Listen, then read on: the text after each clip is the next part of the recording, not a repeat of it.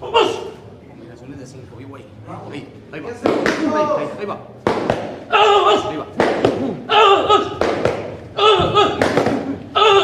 Camínale, güey. Dale.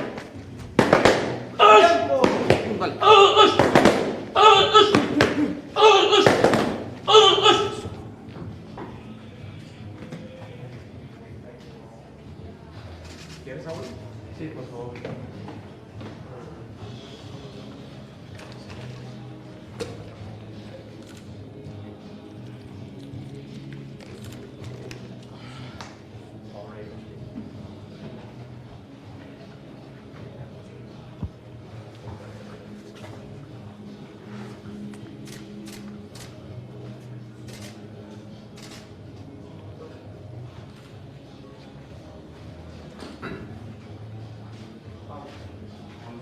Tiempo.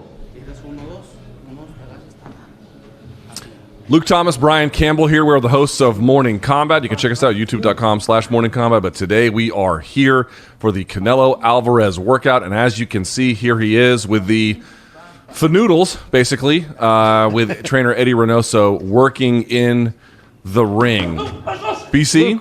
Luke, it's amazing. One real quick thing, if I may, BC. It's kind of amazing that not that he's exactly working super hard, but he hasn't even broken a sweat wearing 2 shirts, jumping rope, and now practicing with trainer Eddie Reynoso. Kind of remarkable, actually. Yeah, this is light work for the cameras. Get your pictures. Looking good, looking good.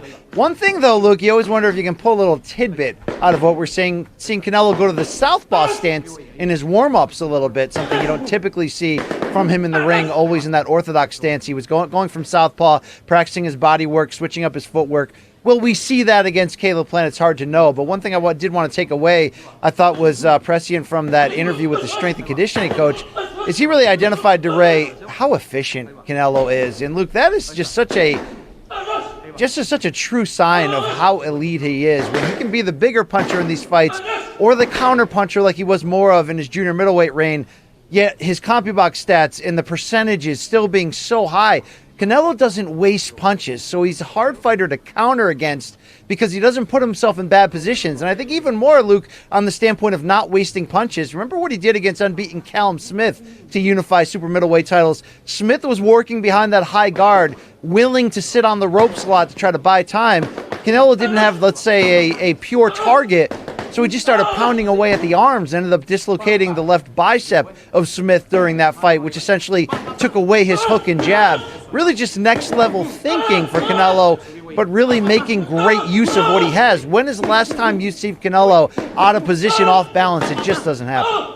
No, it's a great point. And one thing I sort of wanted to bring up, and you can understand it in strength and conditioning terms as well as technical terms, which is, for example, we can't really tell here because he has a shirt on, but by the time fight time comes, you'll see, like, compared to his fights at 154, his muscle mass is going to be significantly greater, and there's going to be some key reasons for that. Obviously, he's up in weight. That's going to be the biggest one, but he's older. He doesn't get out of shape. I mean, look at the statement in the middle of the ring, no boxing, no life. I'm not saying he's always in camp, but he always lives a life that makes it so that he can gear up for camp quite easily. And you do that for year after year after year, and you begin to build on an existing base of athletic, essentially muscle tissue and muscular mind connection, and all of the motor patterns that he's learned. He can build on that. So by the time he gets to this stage in his career, everything, to your point, BC, very efficient. You're speaking more about boxing skills, but all of it is related. And also with boxing skills, BC, we talked about how he can do sort of all of it. He's got strengths, he's got weaknesses. He's not the perfect fighter. No fighter is. But again, if you start young and you really begin to live this life in a sort of monastic way, which at times I think Canelo Alvarez has, at each stage of your life as you get older, think of it in 5-year increments, 15 to 20, 20 to 25, and so forth, you begin to build on that skill to the point where you have this deep reservoir of things you can